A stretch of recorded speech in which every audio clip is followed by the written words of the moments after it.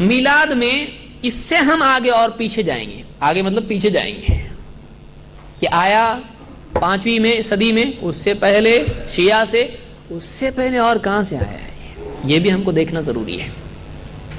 اس سے پہلے کہ اس کی ہسٹری ہم دیکھیں، ایک قاعدہ اسلام کا ہم یاد رکھیں کہ ایسی چیز جو اسلام میں منع نہیں ہے، جائز ہے، وہ سنت نہیں ہے، وہ فرض نہیں ہے، اس کے بارے میں اسلام نے نہ ہاں کہا ہے نہ اس کو چھوڑ دیا ہے۔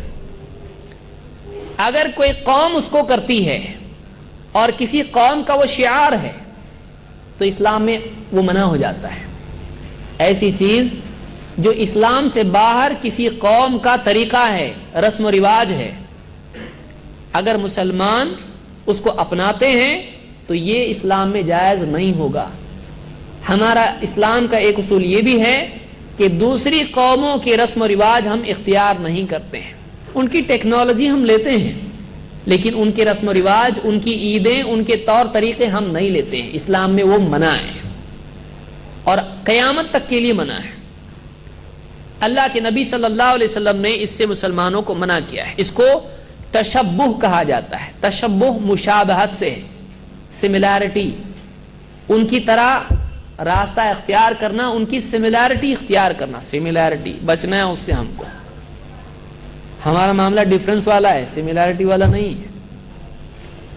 اللہ کے نبی صلی اللہ علیہ وسلم کیا فرماتے ہیں؟ من تشبہ بقوم فہو منہم، جو جس قوم کی مشابہت اختیار کرتا ہے وہ انہی میں سے ہے، جو جس قوم کی سملیرٹی اختیار کرتا ہے وہ انہی میں سے ہے، جو جس قوم کی خصوصی چیزوں کو اپناتا ہے، ان جیسا بنتا ہے، وہ انہی میں سے ہے۔ وہ ادھر والا نہیں، وہ ادھر والا ہی، ادھر ہی جا تو، یہ ڈانٹ ہے۔ اب اگر وہ سملیرٹی اختیار کرتا ہے اللہ کے نبی صلی اللہ علیہ وسلم، صحابہ اور سلف کی، ان کے راستے پر چلتا ہے، ان کے طور طریقے اپناتا ہے، تو اس کا شمار ادھر ہوگا۔ اور اگر وہ بعد والے جنہوں نے بدعتیں ایجاد کی یا دوسری قومیں ہیں، ان کی سملیرٹی اختیار کرتا ہے تو اس کا وہ اس خانے میں جائے گا، وہ اس خانے میں جائے گا، اس لائن میں، اس صف میں وہ ہے۔ اسی لیے آپ نے کیا فرمایا؟ من تشبہ بقوم فہو منہم، جو جس قوم کی مشابہت اختیار کرتا ہے وہ انہی میں سے ہے۔ اس حدیث سے معلوم ہوتا ہے کہ دوسری قوموں کے طور طریقے اپنانا اسلام میں جائز نہیں ہے۔ یہ سنن ابی داؤد کی روایت ہے اور طبرانی نے بھی اس کو اوسط میں روایت کیا ہے، اور یہ صحیح روایت، شیخ الالبانی نے اس کو صحیح کہا ہے۔ بلکہ خصوصی طور پر اللہ کے نبی صلی اللہ علیہ وسلم نے دو قوموں کے بارے میں تو بہت تاکید سے کہا ہے، ان کے جیسے بننا مت، ان کے طور طریقے اپنانا مت۔ آپ نے کہا لیس منا من تشبہ بغیرنا، وہ ہم میں سے نہیں، وہ ہم میں سے نہیں جو ہمارے علاوہ دوسروں کے طریقے اپناتا ہے، دوسروں کے رسم و رواج، دوسروں کا طرز حیات اپناتا ہے۔ لیس منا من تشبہ بغیرنا، وہ ہم میں سے نہیں جو دوسروں کی مشابہت اختیار کرتا ہے، ہمارے سوا دوسروں کی مشابہت کرتا ہے۔ لا تشبہوا بالیہود ولا بالنصارى، یہود کی مشابہت اختیار مت کرو، نصارہ کی مشابہت اختیار مت کرو۔ یہود کون ہیں؟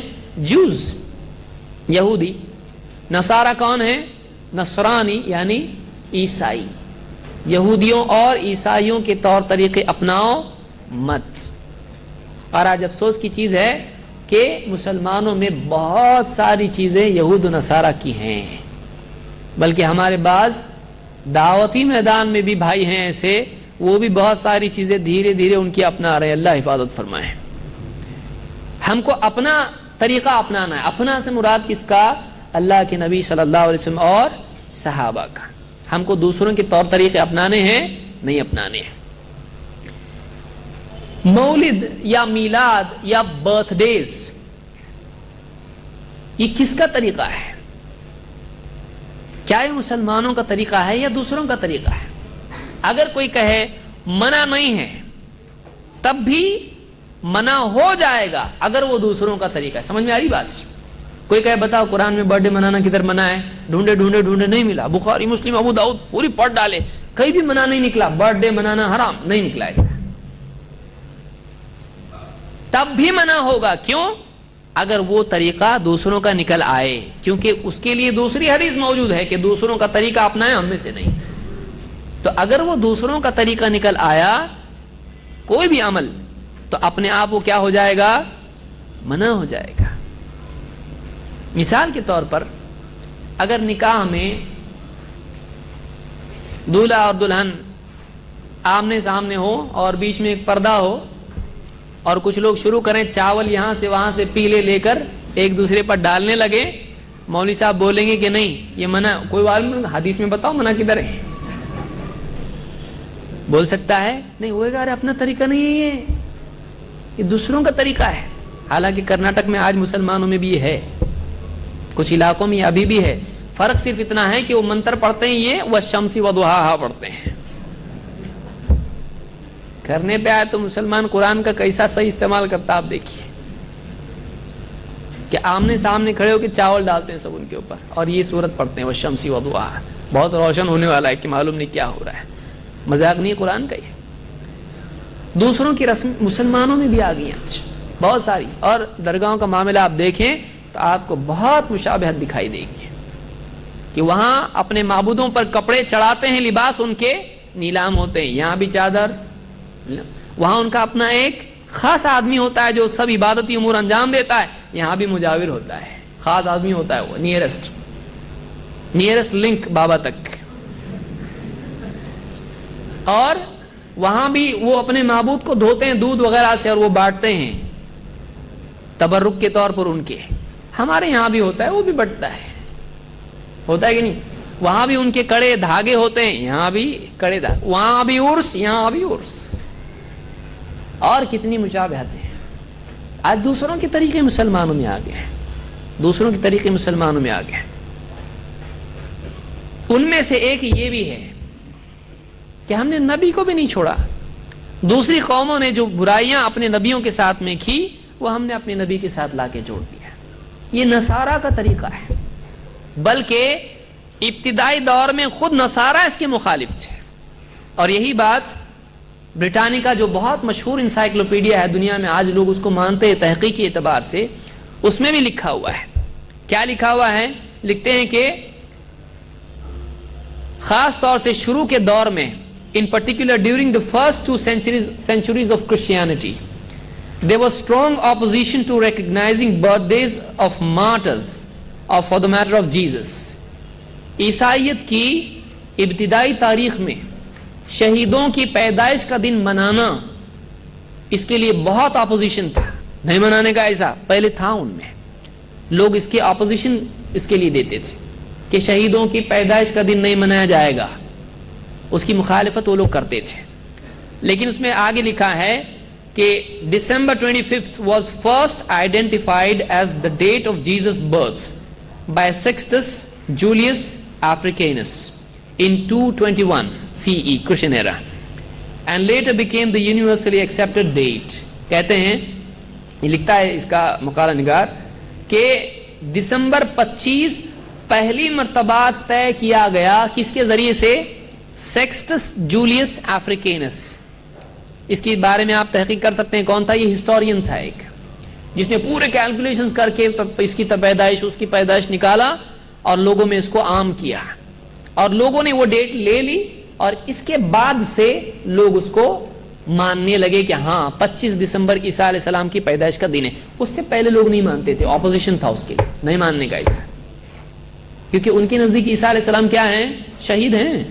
وہ مانتے ہیں نا کہ سولی دی گئی, کراس پہ قتل کیا گیا. ہم لوگ نہیں مانتے ہیں, بل رفعہ اللہ الیہ, ہم مانتے ہیں کہ اللہ نے ان کو زندہ اوپر اٹھا لیا. لیکن عیسائیوں میں شہداء کا پیدائش دن منانا یہ سخت منع تھا. اور یہودیوں میں ایک مؤرخ ہے, اس کا نام ہے جوزیفس. وہ کہتا ہے کہ یہودیوں میں رواج ہی نہیں ہے, اس لیے آپ بائبل بھی دیکھیں گے, تورات, تو کسی کی پیدائش کی تاریخ آپ کو اس میں نہیں ملے گی, اس لیے کہ اس کا کوئی اہتمام ہی نہیں تھا. اور یہودی اس کے سخت خلاف تھے. یہودیوں میں بھی یہ رسم رواج نہیں تھا, یہودیوں میں بھی نہیں تھا, یہ عیسائیوں میں بھی شروع میں نہیں تھا. بائبل میں محققین کہتے ہیں کہ بائبل میں برتھ ڈے منانے کا ذکر صرف ایک جگہ ملتا ہے، وہ بھی کس کا؟ فرعون کا۔ لو کہاں جا رہا ہے یہ بھی؟ بہت دور سے آ رہا ہے، سفر گھومتے گھومتے دوڑتے دوڑتے آ رہا ہے، پرنالا بہت دور سے آ رہا ہے یہاں تک۔ آج بھی عیسائیوں میں ایک فرقہ ہے، اس کو جیہوز وٹنس بولتے ہیں، بہت زیادہ لوگوں نے سنا ہوگا، اور ان میں سے بہت ایکٹیو لوگ ہیں، خود عیسائی پریشان ہیں ان لوگوں سے، ہوا پانی کی طرح جدھر چاہے گھس جاتے وہ لوگ۔ ان کے کام کرنے کے بارے میں آپ اندازہ لگا سکتے ہیں، اور اپنی غفلت بھی آپ اس سے کمپیئر کیجئے کہ انہوں نے کئی لاکھ لوگوں کا ایک اجتماع کیا جس میں گونگے بہرے صرف اشارے سے اس میں سپیچ تھی، کئی لاکھ لوگ، کہاں پہ؟ وہ بھی افریقہ میں، کہ صرف اشاروں سے انہوں نے پروگرام پورا کیا، اور کئی لاکھ گونگے بہرے اس میں تھے، اور وہ عیسائی تھے اس میں۔ اتنا ہائی لیول کا کام کر رہے ہیں وہ لوگ، اور اپنے کو گھر میں بچہ انگوٹھا دکھا کے بھاگ رہا، اپنے کو بچے کو نہیں معلوم ابھی تک، بیوی کو نہیں معلوم ابھی تک، ان کو کیا معلوم ہوگا؟ اس کو نہیں معلوم تو ان کو کیا سکھائے گا؟ وہ لوگ گونگوں کا اجتماع کر رہے ہیں، یہاں گھر میں اجتماع نہیں ہو رہا، باپ ہے تو بیٹا نہیں، بیٹا ہے تو باپ نہیں ہے، بیوی ہے تو شوہر نہیں، شوہر ہے تو بیوی نہیں گھر کے اندر۔ دین کے لیے کوئی وقت ہی نہیں ہے کہ ایک وقت بیٹھ کے دین کی بات ہو، کچھ دین کی بات سنیں کچھ۔ وہاں وہ لوگ لاکھوں لوگوں کو جمع کرے، وہ بھی گونگے بہروں کو، یا کان رہ کے زبان رہ کے ان کے یہاں نہیں ہے۔ جس امت پر دعوت کی ذمہ داری دوسریوں کے لیے، اب اور جن کے نبی کے بارے میں کہا قرآن میں خود کہ وہ رسولا الی بنی اسرائیل، کہ عیسیٰ علیہ السلام صرف بنی اسرائیل کے لیے رسول ہیں، خود بائبل میں ہے کہ مجھ کو صرف بنی اسرائیل کی بھیڑوں کے لیے بھیجا گیا ہے۔ جس کے نبی نے خود کہا ہے کہ میں بنی اسرائیل کے لیے آیا ہوں، وہ پوری دنیا میں چھا رہے ہیں، گونگوں تک جا رہے ہیں، اندھوں تک جا رہے ہیں، کئی زبانوں میں ترجمے بائبل کے ہیں۔ اور مسلمان، ہمارے نبی ساری دنیا کے لیے، تو تیرے گھر کے لیے نہیں ہو رہا ابھی تک، کیا کر رہا ہے تو؟ کیا حال ہے مسلمان کا؟ سوچنے کی چیز، اس کو خود دین سکھانا پڑ رہا ہے بار بار۔ یہ ان کی چیزیں لے رہا ہے اور اپنی ان کو نہیں دے رہا ہے، اتنی شرم کی بات ہے۔ جہالت، الجہل یخلق الاعاجیب، جہالت عجیب غریب چیزوں کو جنم دیتی ہے، اور آدمی کے لیے جہالت جس کے اندر ہے اس کو کسی دشمن کی ضرورت نہیں ہے، اس کی جہالت اس کے لیے کافی دشمن ہے، ہلاکت کے لیے جہالت ہی کافی ہے، اور دشمن کی ضرورت اس کو نہیں ہے۔